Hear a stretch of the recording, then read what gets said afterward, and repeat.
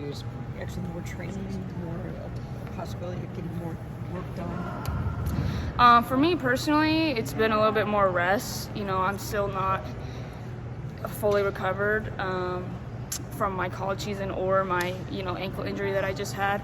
So honestly, it was a lot of rest, and there was some film, but we tried to work on the mental side more than the physical. But as the week has came to an end and we're gearing up to play, we've got more intense on the court, and so have I. So it's kind of been a mix of both.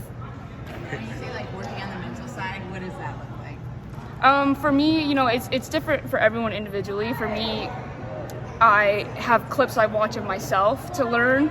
I have clips I watch of people that I am modeling my game after to learn. We have clips that we're watching of the teams that we're about to play, of schemes that they've been doing lately. So, it's individual and team strategy. What's the biggest piece of advice you've been given early on to help you navigate so far?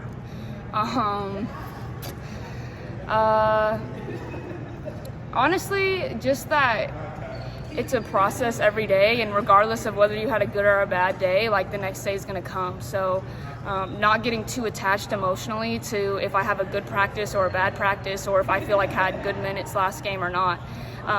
Just trying to be as steady emotionally as I can, because when you're in a uncomfortable environment, sometimes there can be ups and downs with that comes with that. So the biggest piece of advice I've gotten is literally just show up every day with a fresh mindset and take nothing from the day before. Are you starting to get comfortable? Yeah, there's areas that I'm getting comfortable in. Obviously my journey has already been a little bit different, just with me getting into the swing of things, and then I got injured and I sat out, and then I came back with no practices under my belt, and then this week all we've done is practice. So just with the ups and the downs, keeping the same mentality and being open to embrace whatever that may be. So I'm feeling more and more comfortable every day. Am I where I would like to be? Obviously not, but I'm happy with my progress and I'm happy with my mentality. So what's your thoughts about playing at the United Center, an NBA arena here in Chicago? Yeah, I mean, it's the biggest arena in the NBA, in North America. Like, they were giving me some crazy stats. So I'm really excited. I think it's going to be great for women's basketball. I think it's another environment where it's two great teams with a lot of big name players who are going to match up, and it's a platform for us to grow the game. And so I couldn't be more honored to be a part of that. It's also going to be on network television too, so you have a bigger audience. Mm-hmm. Yeah, I mean, I played on national television a lot. College women's basketball is highly televised now, so it's not my first rodeo with that. But obviously, the WNBA is a new stage and a higher level of play. So, being on TV against girls that are better and more physical and more athletic, I'm excited to embrace that challenge. When it comes to settling into a new situation here, how have you been able to draw on your past experiences? You transferred obviously a couple times in college, so you know what it's like to be kind of in a new situation.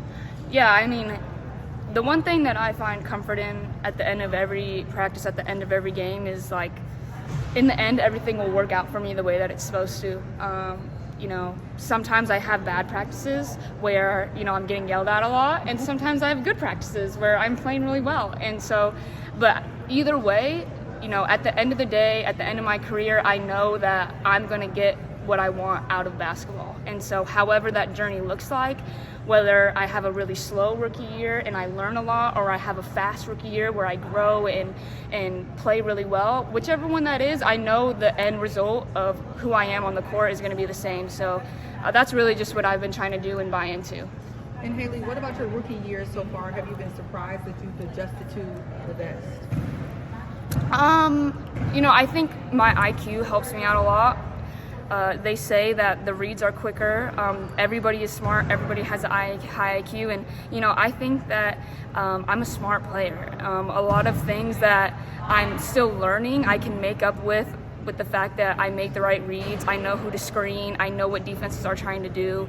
And sometimes when we watch film, my coaches compliment me on how I make veteran plays as a rookie sometimes, whether that's setting someone else up for a shot. It's not always about me scoring in the end, but I know how to help my team in little ways that, I think that I surprised myself with how quickly I was able to do it at this level. How is Courtney Vandersloot helping? Yeah, Courtney, the number one thing is I think she encourages me a lot because I am her backup, so I sub her out of the game a lot. And instead of being mad that I'm coming in for her, she always says something to me to help prepare me for what I'm stepping into. And whether that's she thinks I should be aggressive, whether that's this is the ball screen coverage that they're doing, she always has something to say to me to help me feel more comfortable stepping onto the court. And so, obviously she's one of the best in the game, and she has a ton of knowledge that I'm still, we're still navigating. But at the end of the day, I think she's a great encourager for me. Thanks, everyone.